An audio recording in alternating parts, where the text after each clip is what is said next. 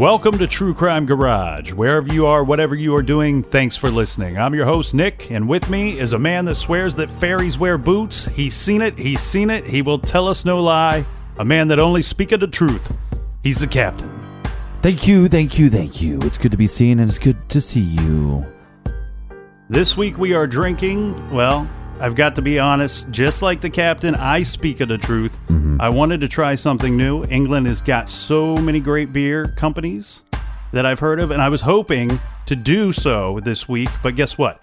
Somebody put an ocean between me and England, so it makes it tough to try some of their more crafty, harder to get your hands on beers. I wanted to try Old Chimney's Good King Henry, Cloudwater. There's a beer called Magic Rock that sounded fantastic. And I think that there's a brewery called Siren that has paired up with some of our great breweries here in the States, like Evil Twin and Cigar City. But tonight, in the spirit of Halloween,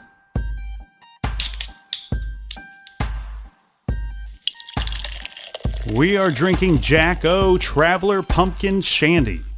Jack-O is a yam beer. You know why? Because you're always sitting around thinking about how great beer and yams go together, right?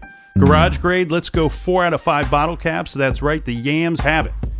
And Jack-O is brought to us by some of our wonderful True Crime Garage Army friends, but more specifically, we have Mary in Akron, Ohio. She's a new listener. We have Sarah in Brooklyn. She's an old listener. I'm guessing that she's not old, but just a long-time listener because we've only been around for like a year, so you can be a long-time listener without being elderly. We have Bruce from God Knows Where. Bruce! Where are you, Bruce? And we have From Karen God Knows from Where. East Sussex, UK. And we have DeCella from Lake Villa, Illinois. She wants to get the captain extra special drunk. So, Captain, have you ever been extra special drunk? Yeah, it happens on a regular basis. Well, all right, you do that on your own time because we got a jam-packed show tonight. And thanks to everybody that donated. You can do so by going to truecrimegarage.com and click on the donate banner. We like your jib. And while you're at truecrimegarage.com, click on the store page because guess what? We got some merch, right, Cap? Yeah, we got some new shirts. We like to do a different design every time, so we don't like to repeat the designs. So that's what kind of makes it fun. So there's some people that will have all the designs. And you can't have all the designs unless you start buying now. All right, that's enough of the business. That's right. Gather around, grab a chair, grab a beer, and let's talk some true crime.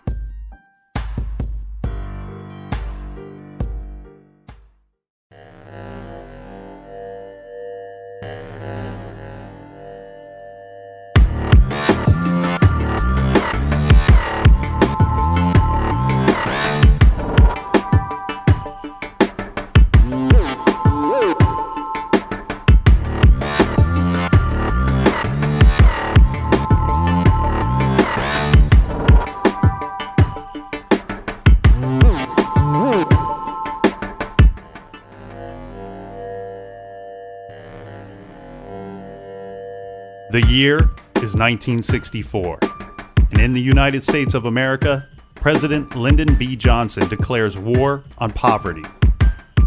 The Warren Commission reports their findings, stating that Lee Harvey Oswald was the lone gunman. Cassius Clay defeats Sonny Liston to become the heavyweight boxing champion of the world. The Civil Rights Act of 1964 is signed. Dr. Martin Luther King wins the Nobel Peace Prize. The first Ford Mustang hits the streets, and amongst the popular films is the unforgettable Mary Poppins. The rock band The Rolling Stones released their debut record, self-titled The Rolling Stones.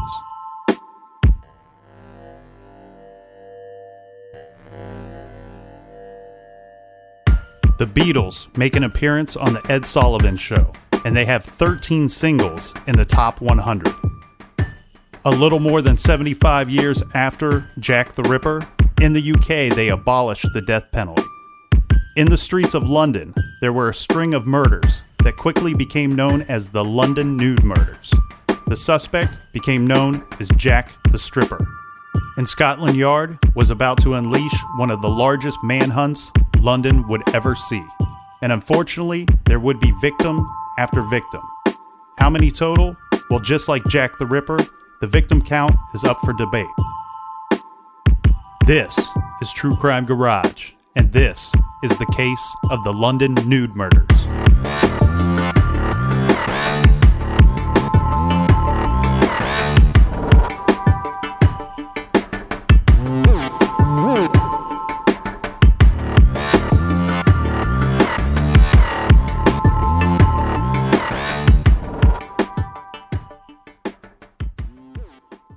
Okay, almost everybody knows the story, or at least has heard of Jack the Ripper. And of course, no one really knows who Jack the Ripper was. But few have heard of the killer that became known as Jack the Stripper. We're talking about the London Nude Murders. Well, you might know of the name Jack the Stripper. There's a rock band called Jack the Stripper, and there was also a rock song by Black Sabbath, which was an instrumental tune called Jack the Stripper. And that's why on our intro, when I introduced the captain there, I said fairies wear boots. That's because on the album Paranoid, they pair those songs together. It's Jack the Stripper / Fairies Wear Boots, which was one of my favorite Black Sabbath songs. So, but just like Jack Senior, Jack the Ripper, Jack the Stripper too is an unknown serial killer.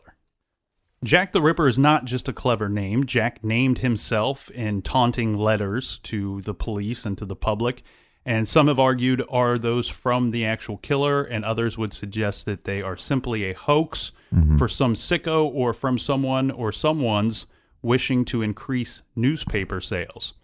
But Jack the Ripper, he didn't just kill, he ripped. He would rip his victims apart, meaning he would cut the victims, sometimes a lot, slitting the throat, cutting into the abdomen, and actually removing body parts, uterus, liver, the tip of one's nose, or clipping the ears. Now, Jack the Stripper, he did not cut his victims. He strangled them, and he did not rip them or remove any body parts. He left his strangled victims nude or pretty much fully exposed. This, of course, leading to the name of the unknown perpetrator. But the crimes remain unsolved, and it's unsolved murders of 7 of London's working girls. Go ahead. So let's go back a little bit. I mean, so the stripper part makes sense, but using Jack the Stripper is just because of the area that these crimes took place in. Mm-hmm. Yep, and they would also be called the London Nude Murders, as well as the Hammersmith Murders. Our story starts in 1964, London, England. Now, earlier I did say 7 victims, but as you will see when we go through this, that there is some debate regarding the actual number of victims here. Yeah, it seems like the consensus is that there are 6 confirmed victims and possibly another 2, maybe even more. But so when you see this, normally if you're looking up this case, you'll see 6 confirmed, possibly 8. During the years of 1964 and 1965, 6 women are found dead in or around the River Thames. The first victim that we're going to talk about is Hannah Tailford. She was 30 years old at the time of her death. Hannah was excluded from several schools when she was a young girl, as she was pretty disruptive at school. When she was a teenager, she ran away to the big city of London. It was not long after her arrival that she started getting into more trouble. She was convicted a couple of times for soliciting. Now, apparently she was quite desperate, or just a terrible person, because on one occasion she placed a classified ad in a local paper offering to sell her unborn baby to the highest bidder. It has also been reported that Hannah had told some friends she was being paid to participate in bizarre orgies hosted by some of the more well-to-do Londoners. She was known to have been offered money to have sex on camera, and it's speculated that she was in some stag films. Hannah also told a friend she had attended an orgy at the home of a French diplomat named Andre. Now, on one occasion, after having been paid, she was taken by a limousine to a house where a man in a gorilla costume had sex with her while a crowd of rich and wealthy onlookers cheered. That's definitely strange. Yeah, that's, usually when I throw a party, I turn on a football game and put out some guac and, but no gorilla suit. I normally have the gorilla suit, but just not all the other stuff because gorilla suits are fun. We mention these things to show what kinds of ties she may have had and what kind of suspect pool the police could have been dealing with, because on February 2nd, 1964, the body of 30-year-old Hannah Tailford was found by rowers on the Thames shore near Hammersmith Bridge. She was naked except for a pair of stockings, and she had been strangled. Several of her teeth were missing, and her underwear had been stuffed in her mouth. During the investigation, police interviewed hundreds of people who they knew to have had dealings with prostitutes, including an international soccer player and several members of the clergy. 2 months later, this was April 8th, Irene Lockwood, who was only 26 years of age, was found a few hundred yards upstream in the River Thames. Now, so that she's found very close to the first victim that we just discussed, Hannah Tailford. They were able to determine that Irene had been in the water for less than 48 hours. And like Hannah, she had been strangled with a ligature, possibly a piece of her own clothing. She had been stripped before being placed in the water. Like Hannah, the police had some strange leads to follow. Things she may have known or things that she may have done could have played a big part in her murder. Only about a year before the young woman was found dead, one of her friends had been found beaten to death. This is Vicky Pender, and her body was found in her North London flat. Vicky had tried to blackmail some of her clients over photos she had taken of them. And I guess Irene Lockwood had some of her own tricks. Irene would take clients to a flat, and she would insist that the man remove his pants and then leave them outside of the room before entering to have sex. When he would go into the room, someone would go through the man's pockets and steal any money or valuables that were found. Another trick that she did, this was very much like that from the Seinfeld episode where George met a woman and then they went to a hotel room and she handcuffed him to the bed and robbed him. Well, Irene, she would agree to go to a private room with a man, and she would tie him up and then she would rob him, sometimes taking his clothes. Police suspected that these two murders may have been connected to two previous murders. These are the deaths of Elizabeth Figg, also known as Ann Phillips. Elizabeth's body was found in the early morning hours by officers on their regular beat on June 17th, 1959. She was kind of sitting up. She was like slumped against a tree, and her dress was torn open, exposing her body as well as, easily visible scratches around her throat. Right. She had been strangled. I guess her boyfriend in the beginning he was a suspect early on. Her boyfriend was a boxer and was Elizabeth's pimp as well. He was known to have slapped Elizabeth around, but for some reason he was ruled out fairly quickly into the investigation. The other murder that was that of 22-year-old Gwyneth Reese. Reese was found about a mile from Elizabeth's body on the riverbank. Now, Gwyneth's body was found November 8th, 1963, but the weird thing here, she was last seen almost 6 months before. So she's last seen getting... So she was missing for roughly 6 months. Yeah.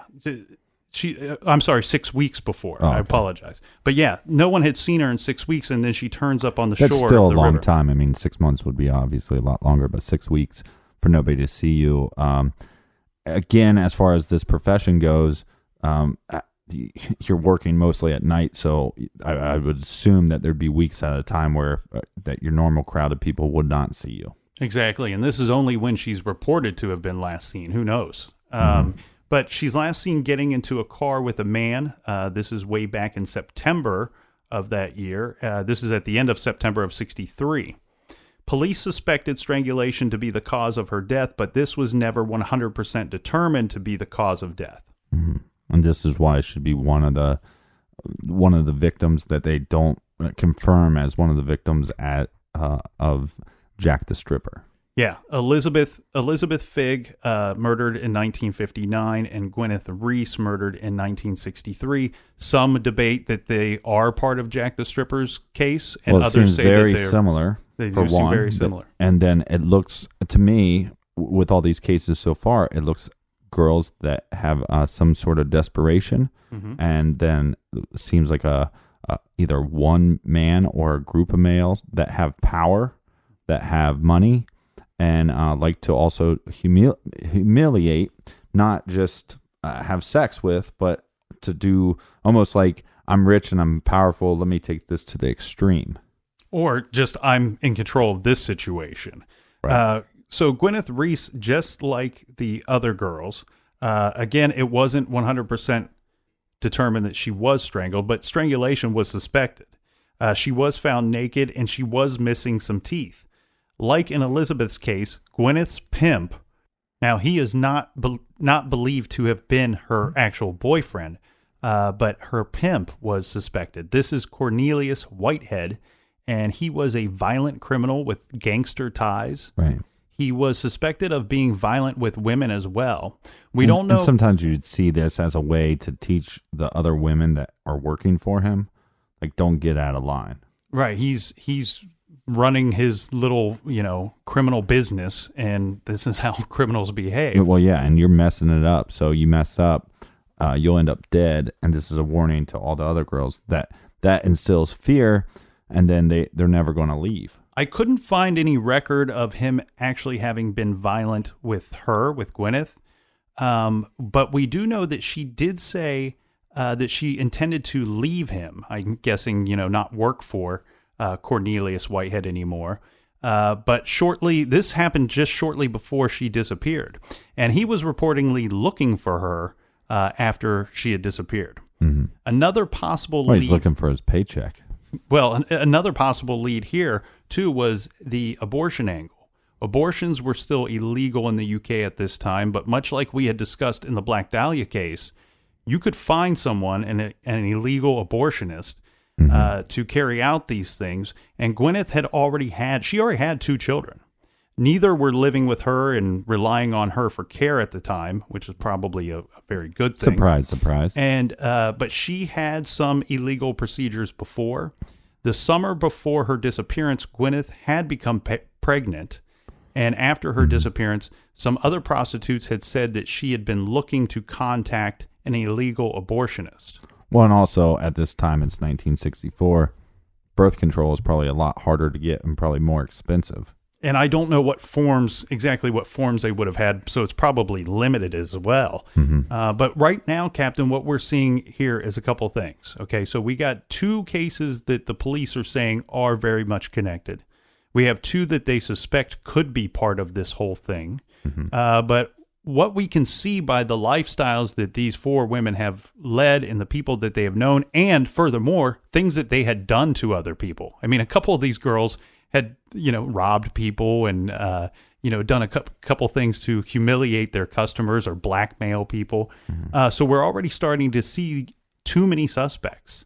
We have 4 dead women all working the streets of London, and we can immediately see an issue with the investigation of each of these cases. Yeah, but when you overstep your boundaries, I mean, when these clients are paying for kind of obscene, almost degrading types of actions, it's one thing to go have sex in a room. It's another thing to go, hey, well, this guy's going to put on a monkey suit and we're going to have a crowd cheering it on. Now, look, if you're into that thing, that's on you. But I could see being treated like this, being treated even less than that you expect to be treated, that, hey, I'm going to pay you back. Like you think you got one over on me. Well, I've been stealing stuff from you or taking pictures that I shouldn't have been taking, and I'm going to get mine. Yeah. And the first off, the obvious is the high-risk lifestyle of the profession, and, that leads to this large suspect pool. And we're not talking about just an investigation into the deaths of all 4 of these women, whether they're connected or not. We could be talking about them even in an individual case. We could have a large suspect pool. Now, victim similarities, there are a bunch of similarities here so far. All 4 women were 5'2" or less, so they're shorter women. All 4 had suffered an STD. Several of them had several missing teeth. Now, that may not be part of the actual crime. This could just be the part of the lifestyle. Yeah, which is totally just simply point out how poor they were or unable to afford certain products or personal hygiene products. Well, and this is also the time where they they wouldn't do implants or do crowns and stuff like that. They would just yank the tooth. And 3 of the 4 women were pregnant, and at least 2 of the pregnant women were trying to cancel the pregnancy. Irene had been taking pills to achieve this, and she believed that they were working because she said that the pills had made her tummy move. Oh, that's horrible. So police were pretty convinced that they are dealing with the work of one killer who has gone out on 4 separate occasions and murdered a woman and stripping and dumping the bodies in or around the river. Keep one thing in mind, though, here. He may have been forcing the women to strip before strangling them, or he could have been stripping them of their clothing afterward. Now, police would suspect that he's stripping them afterwards because So post-mortem. they are familiar with the prostitutes in the area, and they say that the working girls in the area are mostly using vehicles to spend their time with the Johns, and most of them would not strip at all, or they would not need to strip all the way for the act. Right. They were... Hike up the skirt. Yeah, they could just remove whatever necessary clothing they could, or lift something up or pull something down. Oh, by the way, if your kids should not be listening to this episode, so if your kids are listening to this episode, please turn it off. Or let the state take your children.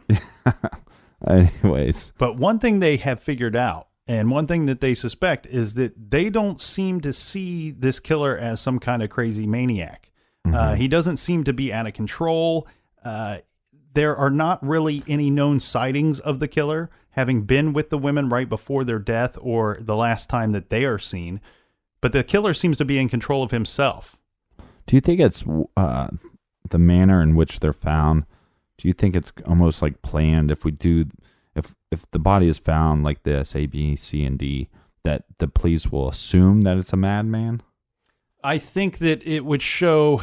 I think what they're talking about here is that each victim seems to show almost an identical form of attack, where he is not. It's not a stabbing one time. It's not a strangulation one time. Somebody's not beat to death. It seems to be the same attack over and over again, where he's really just.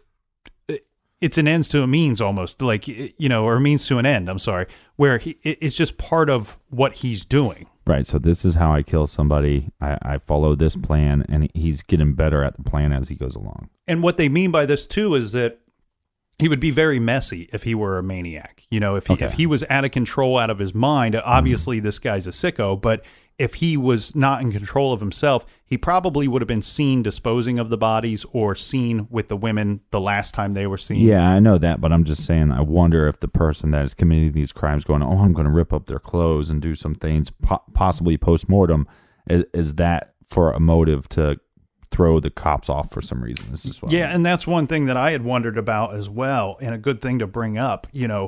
Was he removing the clothing just to destroy it? Just so that there's less evidence, or was it just something that he needed to do? Again, the police wanted to figure out, was he forcing them to strip in advance, or was this something he was doing afterwards? And so now we're at 4 possible victims of the total, the 8 possible total victims. So this is a good time to take a beer break. And we're back from the beer break. Cheers, my friends. Cheers. Let's talk about some of the additional police efforts involved in the investigation in the London nude murders. So police are going to start strategizing, which is what you have to do, right? You have to figure out, how are we going to find this guy? How do we find the criminal? No duh. We have seen some patterns and some repeated behaviors and tendencies of the person that you are hunting.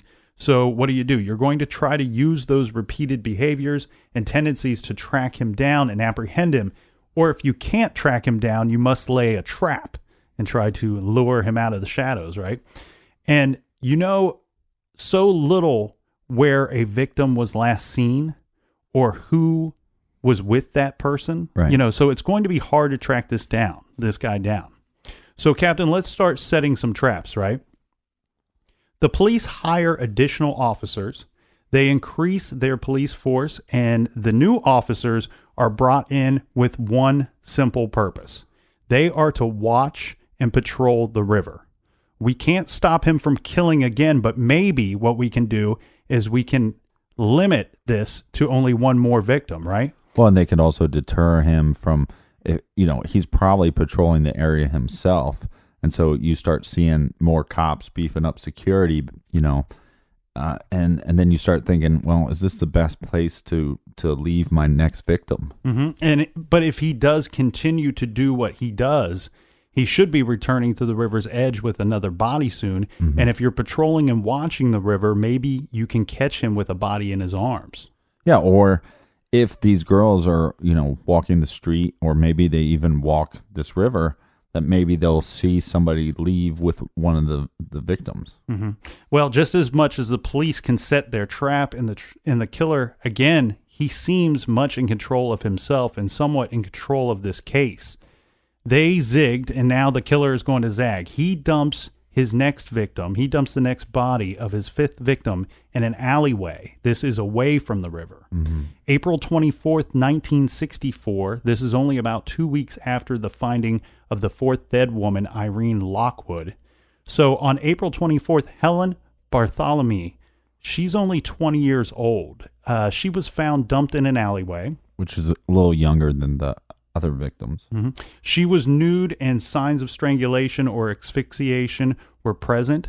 Helen was a short street worker who had suffered an STD. Again, we see the same pattern.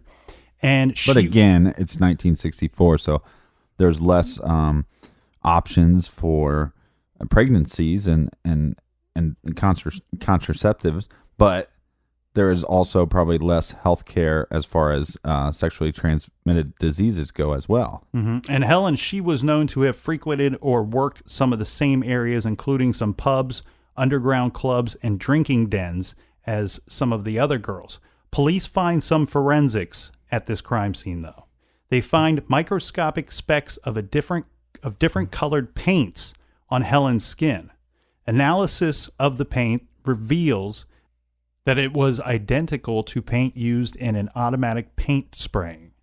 When they spray paint into cars or onto furniture or any type of metalwork, it's identical to that kind of paint. So police have their first lead, and now they will employ a call to action. This was unusual, especially for the time. Scotland Yard made a public appeal for prostitutes to come forward, and they were promised absolute secrecy.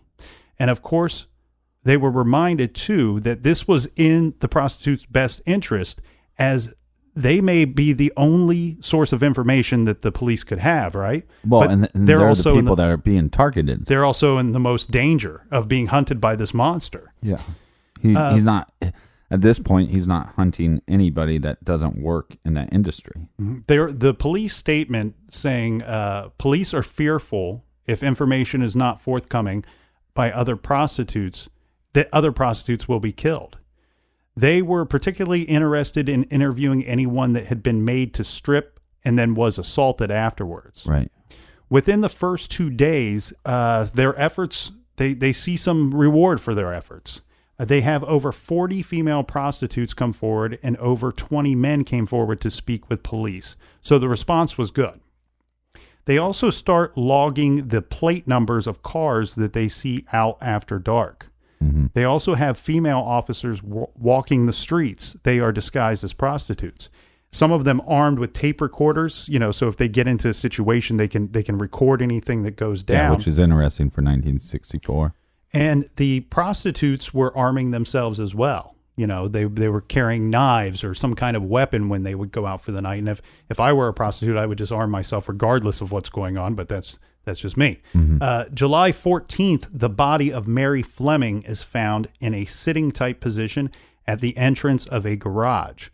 This is in an area that is now being heavily patrolled by the officers. This seems like something he would have only done as a necessity to me. Or he's trying to taunt the police, which they believed that at the time, that, we're watching this area and he just puts one in our backyard. But well, yeah, I believe that too, because like we were talking about, they beef up security on the river. So now the guy's gone, well, I can't dump him here. So then he dumps in the alleyway. That's fine. But chances are he has this body. It's in the car. He goes down to the river and he sees patrolmen. And he's like, oh, shit. Takes her in the car, drives somewhere else, dumps her there. Now he's on the lookout for more security. And as he sees more police officers patrolling the area, and I'm sure he has some knowledge of what's going on because he's hearing from other prostitutes. He's probably hearing from other Johns. He's hearing from all these people what's going on. And he's listening to the news. Yeah, and the news is the big thing at the time. And so now, yeah, it's a total move of, I'm going to put it right in your back pocket, and you can't stop me. Yeah, it's definitely a taunt. But the police, they will get lucky again here because Mary's body contained the same paint evidence that was discovered earlier. You know, this paint evidence is on her body. Yeah, but now are we assuming, like you said, this is some kind of spray paint, which so maybe automobile worker or furniture worker or something of that nature. So we think it's a laborer. Yeah, and this is pretty much confirming their suspicions that they got what they believe to being, you know, they were believing all along, that these cases, or most of them, are in fact linked. Right. Yeah, I don't like the fact that they dismissed the two, but we'll continue down the path. Now, on October 23rd, 1964, two prostitutes had been working together for their own safety. They were going on these things together. They were approached by two cars, each with a driver. This is where the two of them split up, each of them going in one of the vehicles. Kim Taylor reported to the police that her friend Frances Brown got into either a Ford Zephyr or Zodiac, and she had not been seen since. She had not seen her friend since she got in that car. Weird coincidence with the Zodiac, but... But now, here's what we're starting to see. We're starting to see things loosen up and work more towards the police favor because we've already said, hey, we've made this call out to the people working the streets and said, you know, you're sworn to secrecy. We'll keep your information. Right. You're not going to get in any trouble by coming forward. This is the only way that they have a chance at catching this guy. Well, and then the obvious chance is him just completely messing up. But this guy seems like somebody that's in control. So now they have the paint evidence, and now they believe they have what could be a description of a vehicle. The body of Frances Brown, she was the girl that went with the other car in the Ford Zephyr or Zodiac. Now, you said there was a driver. So there's a driver of each car? Correct. Like I wanted it to be clear that it wasn't two guys pulling up in one car. It was two separate vehicles pulled up to talk to both of the girls. Not like a professional driver. Correct. It wasn't like a limo. One person, right. There's one person in the car. Okay. Exactly. The body of Frances Brown, the girl that went in the car in the Ford Zephyr or Zodiac, she was found 1 month later on November 25th. She is found on a side street. Again, this victim is a short prostitute, an STD carrier, and paint spots are again found on her body. Now, Taylor, her friend, Kim Taylor, tries to provide a description of the man to police. They use what's called an identikit to put together a description of a round-faced man of medium height and a sturdy build. This description doesn't provide them anything other than they're able to release this general description to the public. Yeah, they don't do a composite sketch at this time. No, I think the way that the identikit works is that they show you like a shape of some eyes, and they say, "Does this look like his eyes?" And you say, "Yes, yes or no," and then they put those down. Then they show you a shape of a nose, and you go through there, and then at the end they put them all together, and this is what your guy looks like, or somewhat. Well, the sketch of this guy, if you've seen it, or you know, the probably the most popular sketch of Jack the Stripper, he kind of looks like a little more handsome version of the Goonies, of the crazy guy from the Goonies. Yeah, Sloth. Okay. Yeah, with a little more hair too. Yeah, he has. Yeah, he definitely has hair. But that's what I'll post that on Instagram if anybody wants to check it out. Okay, so what do we have on this guy so far? We have a general description of his appearance. We have a vehicle, which was the Ford Zephyr or Zodiac. We can also surmise that he is probably dumping the bodies in the early morning hours. Here's the problem with this whole theory, though, is she was gone for a month and a half. So this is just the last known sighting.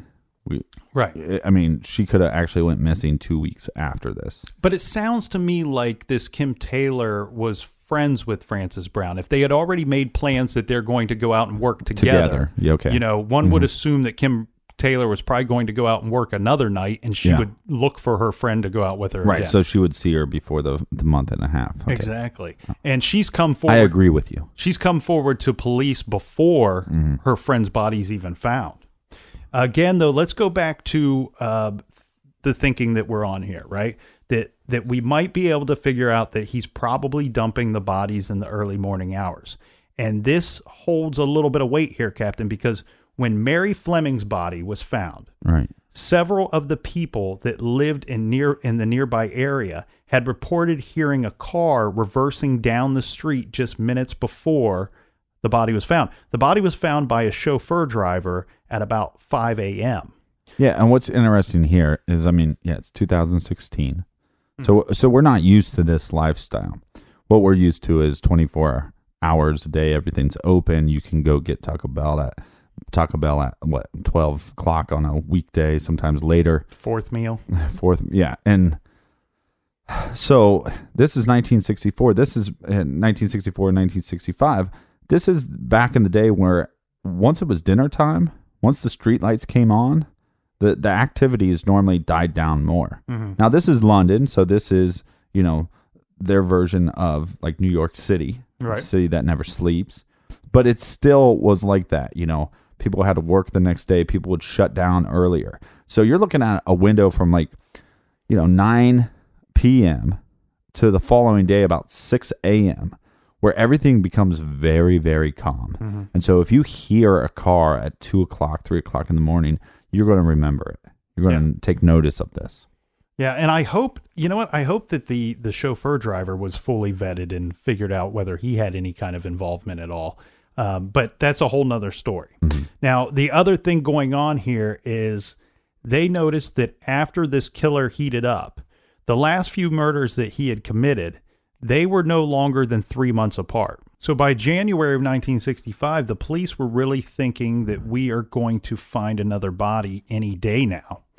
Well, something may have thrown the killer off of his game, because this time it was almost 4 months. You know, we see a little bit of a waiting period here. It wasn't until February 16th of 1965 that the naked body of 28-year-old Bridie O'Hare was found behind a storage shed.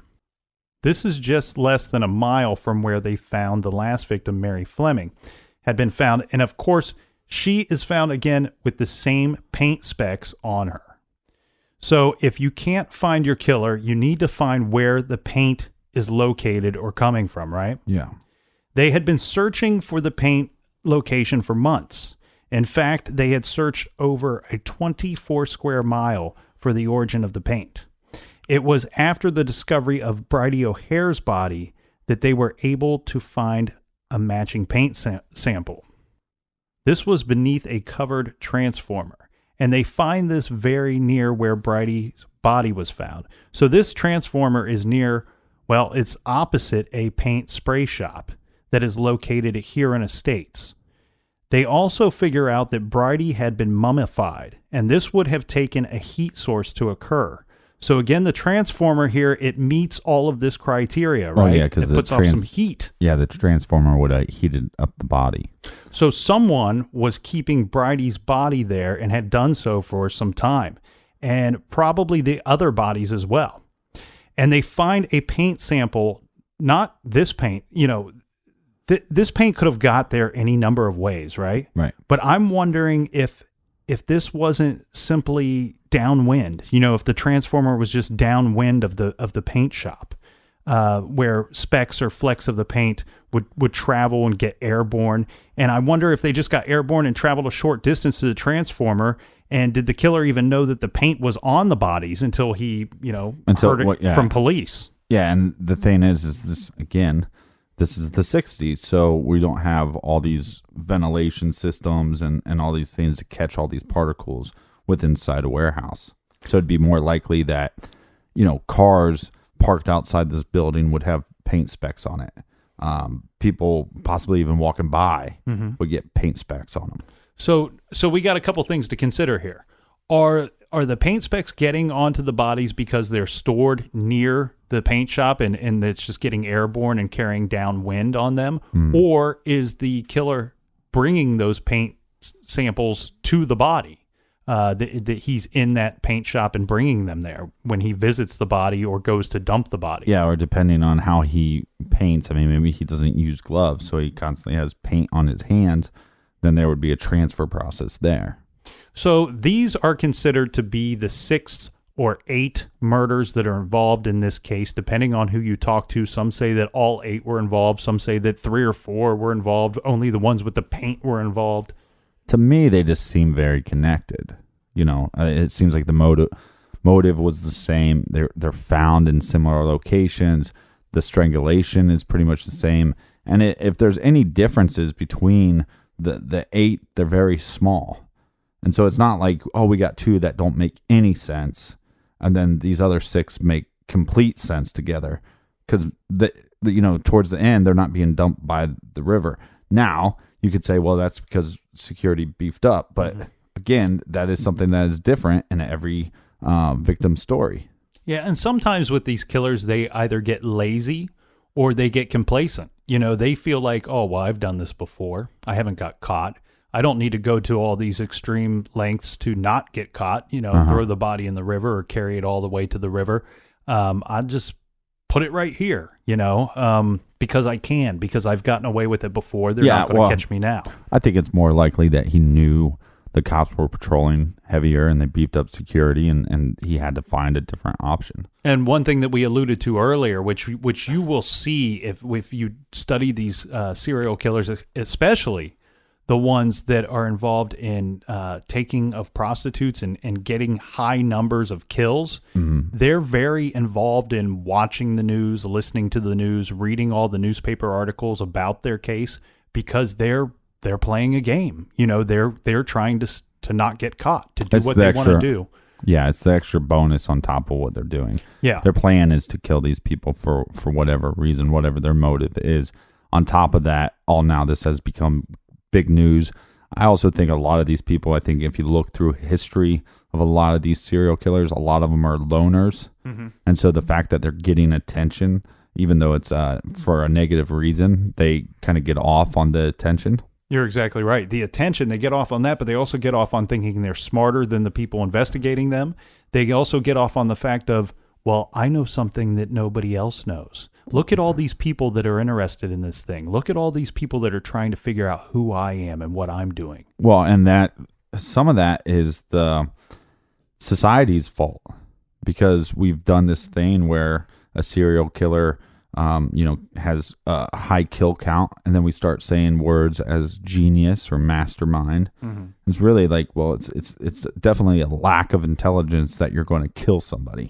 Like just that idea in general, I think, would be a lack of intelligence. And then you look at situations like Silence of the Lambs or something, where then we even, now we got this guy that's extreme genius and all. By the way, he was a killer. Right. And actually that movie, even though it's one of my favorite movies, the bad thing about that is when you talk to a layperson that doesn't really know much about true crime or know much about serial killers, they seem to think that it requires a high level of intelligence to be somebody like that and to get away with it for so long. When you study it for a very long time, you will figure out that most of the killers are of average intelligence. Some of them are above average. Some of them are below. It doesn't really hold true. You don't have to be of superior intelligence to get away with this stuff. Sometimes it's just luck, and sometimes it's just, people. Most of the people are good, right? So when somebody's just not the serial killers, yeah. Right? But when somebody's doing some horrible stuff, we don't assume the bad. Usually, we assume the good. So we do become a little bit blind to some of the things that are going on around us because of that. Because there's only a small population, thank God, that are bad, evil people. So speaking of bad, evil people, let's talk about some of the suspects in this case, right? So earlier on, we had saw a couple of the boyfriends or pimps were suspected of those murders. Of course. Do you think they were called pimps in 1964? Well, or was that something that came later in the 70s? Not only that, I actually think that because it was England that they were probably called something different. I think they were called pounces or I read the word and it didn't register. It didn't register. Well, with any this of guy. our London listeners, just send us a message. Tell us what the technical term is over in London. They might use pimp now, but Well, I think pimp is pretty universal now. right. But anyway, so we had seen a couple of the boyfriends and some of the pimps that were potential suspects, and they were, for whatever reason, once they were only considered when their case was an individual murder case, right? And once the police figured out and started connecting these things, and now we have a string of unsolved murders, a lot of these boyfriends or pimps were no longer considered. Right. Because it would make no sense, and there would be zero connection with the pimp to these other prostitutes. Yeah. Other than the fact that they are pimps, and so they are in the industry. Mm-hmm. And but other than that, there were, however, a few more interesting suspects. So in the case of Irene Lockwood, police had found a business card for a man that was simply named Kenny on the business card, accompanied by a phone number, and we'll give out that phone number right now. No, we don't have that phone number. It's 444. Yeah. 4444. Well, of course, the phone number makes sense. It makes it very easy to find this Kenny character, whether that's his real name or if it's a nickname. But when they do track down the man, it leads them to a former soldier, and his name is, guess what? Kenneth Archibald. Okay, so we are cooking with gas, right? He at first denies having ever known the victim, Irene Lockwood. And he says that the only way that she would have got his card, his name, his number, they found this in Irene's apartment, right? Yeah. He says that she would have had to have got this from a third party, that she received it from somebody else. Which is very possible, because you have somebody that, some services that maybe he can offer, and somebody says, "Oh, you call my buddy Ken, and then here's his number." But then here's the thing. Later, he's brought in again. He's brought in again at a later date for questioning. And this time they get an entirely different response. All right. He kind of freaks out on him, and he shouts out, "I killed her. I've got to tell somebody about it." What? Yeah. "I've killed her, and I've got to tell somebody about it." All right. Lock him up. Lock him up. I mean, even if he didn't kill her, if he felt the need to scream this, then just lock him up. Well, he says that the two of them had argued about money, and that he must have lost his temper and strangled her. He said that he must have. See, it seems like he's assuming he blacked out. Yeah, I think Kenny's got quite the drinking problem, and so it sounds like he's a little unsure of what he's done. But he did say that he took off Irene's clothes and he put her in the river, and he said that he took the clothes home and he burned them. This sounds promising, right?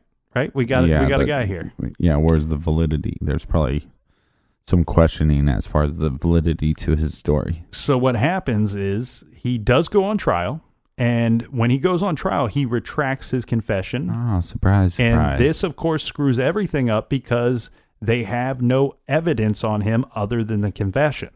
Now, Kenneth Archibald is a 57-year-old former soldier, and once they lose the confession, well, they lose the case. And they also did state that, and they didn't state exactly what it was, but they did state that they found some inconsistencies in his confession anyway. Yeah, and I think part of this could be, one, the drinking problem, and then possible PTSD as far as being a soldier is concerned. A lot of people are asking us what the deal is with false confessions, and I don't think there is a real answer. I think some people get pressured and they just don't know what to say. I don't have a rhyme or reason that seems to come up over and over. It seems like there's varying different reasons, but more or less it's the pressure that they're being put under.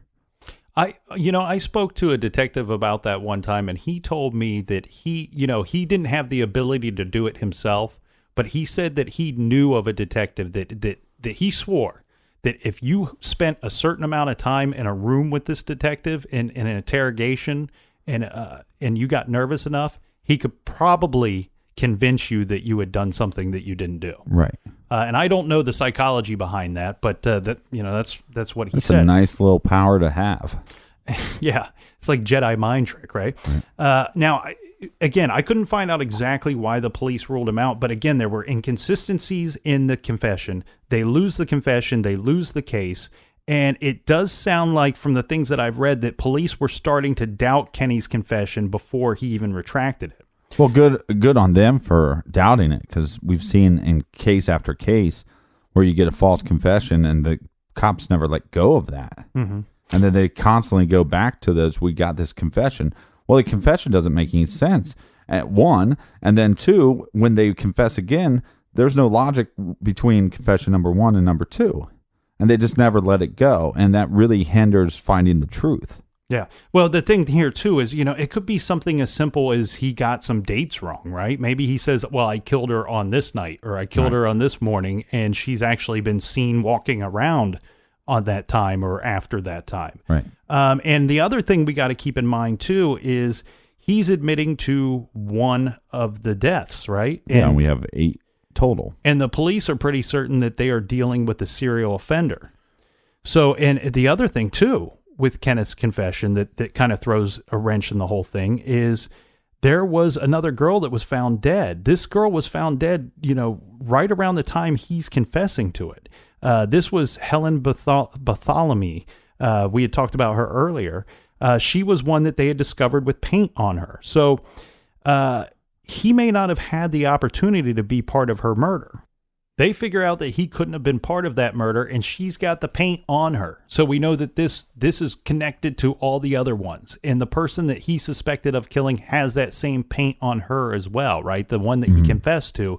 And these police but know like that you said, there's a possibility that the paint is just getting onto these girls for some other reason. It could be, but he would have to have taken his victim to the same location or brought the same paint to the victim as this other killer is bringing to all the other victims. So that the math there is blowing my mind right now.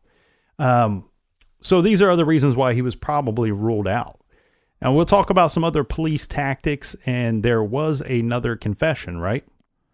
How many confessions we got in this case? Well, there's like 50. There's 50. No, well, there's probably a lot of people, too, that after the fact, years and years later, just kind of like with the Black Dahlia and Zodiac and stuff like that, where people come out and say, it was my father that did it. Because this was a pretty popular case. Yeah. Well, John D. Rose, and I've probably got his name wrong, but he was the head of Scotland Yard's murder squad back then. And he was in charge during this investigation. And after his retirement, he would go on to write a book called Murder Was My Business. He had he had a cool nickname, all right? So they called him 4-Day Johnny because when he was involved with cases, they were solved very quickly. Mm-hmm. In his book, this case is featured quite extensively, which of course makes sense as it's one of the largest investigations. I mean, probably even one of the largest investigations of the 1960s. Mm-hmm. So John, 4-Day Johnny as we'll call him, he decides he's going to turn up the heat, right? This is during the investigation. He knows his man is still out there, and he's going to try to shake the bushes and see what comes crawling out. So John states that Scotland Yard, this is to the public, they had a very large list of suspects. And after uncovering the latest evidence and further fact-checking, that they were able to whittle down the list to 3 suspects. And soon, that would shrink to just 1 suspect. Well, yeah, but they did this thing in this case where they would say, oh, we have now narrowed it down to 40. We narrowed it down to 20, and they kept getting smaller. And then the big one was we got it down to 3. But a lot of people think that this was all just horse shit anyways. Well, I mean, come on. You and I, Captain, we've seen this tactic. This was used in our lifetime. It was used by the Boulder, Colorado police in the investigation of the death of JonBenet Ramsey, right? Mm-hmm. And of course, it's probably been used in many investigations where you just say, yeah, we got this big list. Now it's down to 3 and yep, pretty soon it's going to just be you, buddy. Yeah, and if you turn up that heat, you're hoping that they make a mistake or they just get so scared that they turn themselves in. Mm-hmm. Yeah. John was thinking that maybe somebody would come forward and confess, or that the perpetrator would panic and do something crazy or something to get himself caught. But regardless, the murders did stop. John D. Rose. Now, he is the captain of the murder squad that we've been talking about. So now I'm the captain. let's talk about 5 years after the last murder. DeRose is on a BBC television show. He's doing an interview. And in this interview, he claims that he knew the identity of Jack the Stripper. Now, furthermore, he says that detectives had been preparing to make an arrest in March of 1965 when news reached them that the suspect that they were looking for had committed suicide. He had gassed himself in a locked-up garage in southwest London. Now, he explained that the press and the television publicity that had been orchestrated by the police, it was intended to frighten the suspect Right. and to make him run. And he'd go on to say, eventually, it did have the effect that they desired because the killer became so frightened that he took his own life. In his 1971 memoir, Murder Was My Business, 4-Day Johnny, he repeated his claim, saying that the man had left a suicide note explaining that he was unable to take the strain any longer. At the end of the suicide note, Captain, he says, if the police are looking for me, or I'll do the police a favor, I'll be in the garage. He says something to that extent, and that's where they find him. Well, first of all, he's not invited into this garage. They find himself, he's gassed himself in the garage.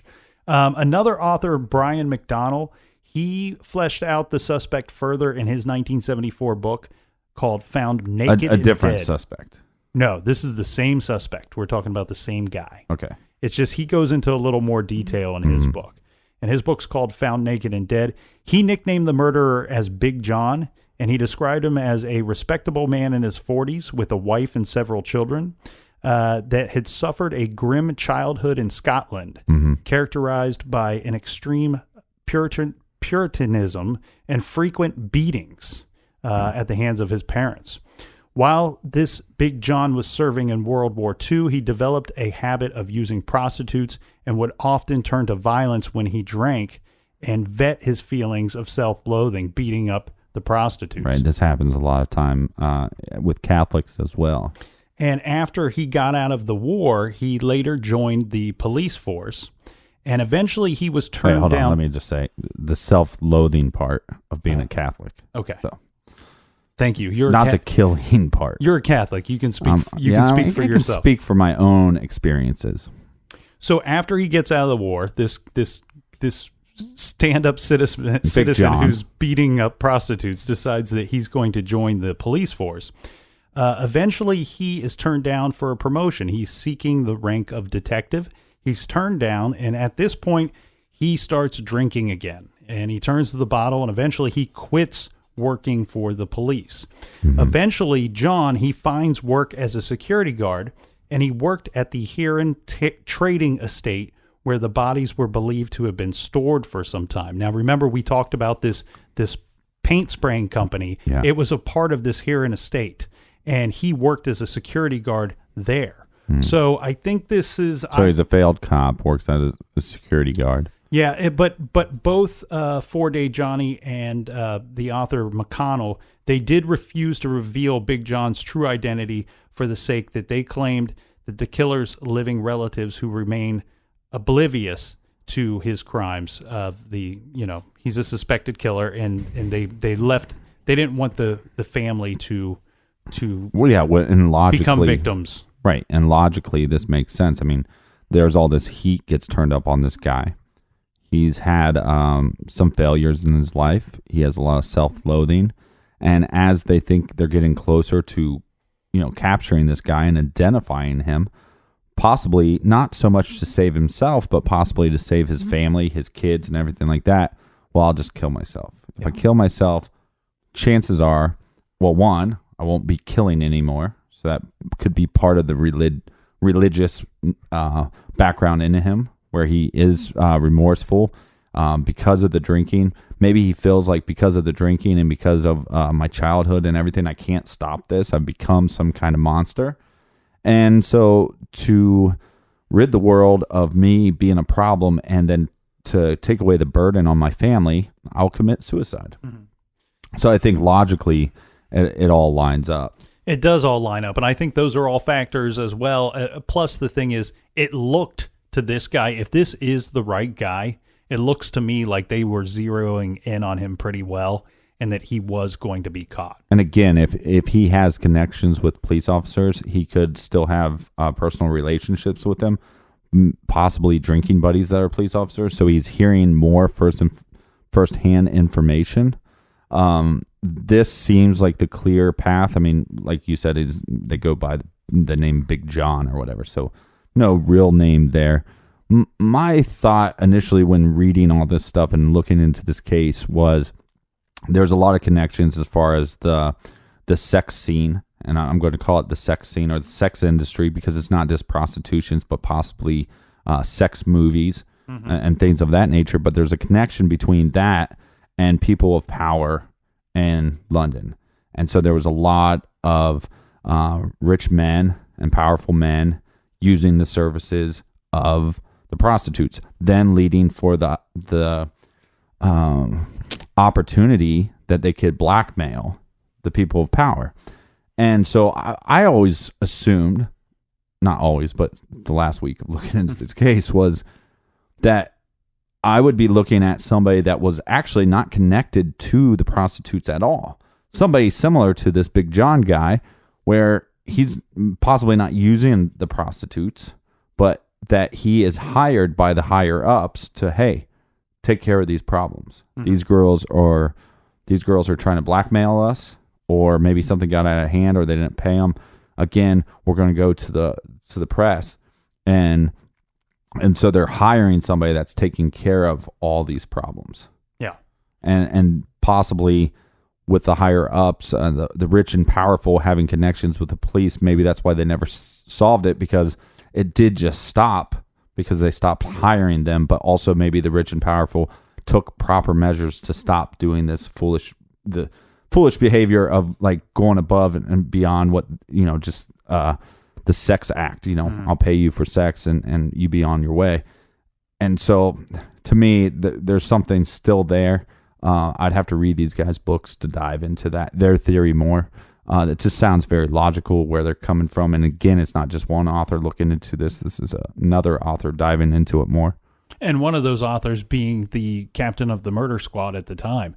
And now, like you mentioned, there was a pretty big sex scandal going on in London at the time, and it did have some ties to this case. But when I looked at this, and this is the only reason why we didn't discuss it more than what we will now, was I didn't see ties to every victim. Well, I mean, and the tie would be the sex industry. Right. I get that, but I only saw one instance where somebody was reporting things or was willing to testify against somebody in court. These other victims could have had some ties to this same sex scandal. I think what I'm seeing here, though, is I'm going to go with the lead investigator's opinion of that at the time. 4-day Johnny. And exactly. And what we were pointing out here was all the extra steps and precautions and all the extra effort that the police put into this search. While at the end, it didn't bring the killer forward. It didn't bring the killer to justice. However, the guy in charge firmly believes that their tactics eventually led to their guy. Yeah. And the justice here was him taking his own life. So if you'd like to dive into this case more, you're going to hear about this big-time scandal in London called the Profumo Affair. And if you can just Google it, go down a couple different rabbit holes. It's also on the Wikipedia page if you look for the London nude murders, or if you look up Jack the Stripper. Dive into the Profumo Affair if you like. We could have spent a whole hour or two talking just about that and not got to any of these victims or other suspects for this case. And I think... Yeah, but there's definitely, when you're going down the rabbit hole, there's definitely stuff that you run into dead ends. So yeah, and I think that they're trying to make it bigger than what it even was at the time. And I think that, hearing our opinion, I think that this guy has, there's more ties to him to this case than what you will find in the affair case. Recommended reading for this week, Captain. You want to read a good book? Why don't you check out the Ultimate Jack the Ripper Companion? We couldn't do this case without picking a Jack the Ripper book. There are a bazillion Jack the Ripper books out there. You could check out any of them. You Google it and your mind will be blown. There will be hundreds of them. But in my opinion, this one is one of the best, if not the best. I'm not going to claim to have read all of them. But the Ultimate Jack the Ripper Companion, it's an illustrated encyclopedia. It's got a lot of good drawings and pictures in it. Plus, it's a big, thick book. It's written by Stuart P. Evans and Keith Skinner. Anybody that has read Jack the Ripper books knows that I think that Keith Skinner, if there's 100 Jack the Ripper books, Keith Skinner wrote or worked on half of them. Mm-hmm. So you're getting your information from one of the best Ripperologists out there. And you can pick that up by going to our website, that is truecrimegarage.com, and click on the recommended reading page. You'll see this book amongst a whole bunch of others, and you just click on the Amazon banner and buy your book that way. And what's great about this Amazon banner is you can actually buy anything. I actually just purchased electric violin for my friend Jess. It's her birthday. Happy 21st, we'll say 21st birthday. But it's simple. You just click on it, and then it just takes you to basically a blank page, and then you start your search, and you have to sign in. But it gives a little kickback to the garage and keeps the lights on. And it costs you nothing extra. And for everything True Crime Garage, make sure you go to the website, truecrimegarage.com, sign up on the mailing list, check us out on Instagram, Facebook, Twitter, Snapchat, all that good stuff at True Crime Garage. And don't forget to pick up your brand new True Crime Garage t-shirts that just came out this week. Check them out at the website. Yeah, and it's a limited number. They will sell out soon, people. So get to the website and do that. And much love to you. Thanks for the support. And make sure you tell a friend. That's right. Be good, be kind, and don't litter.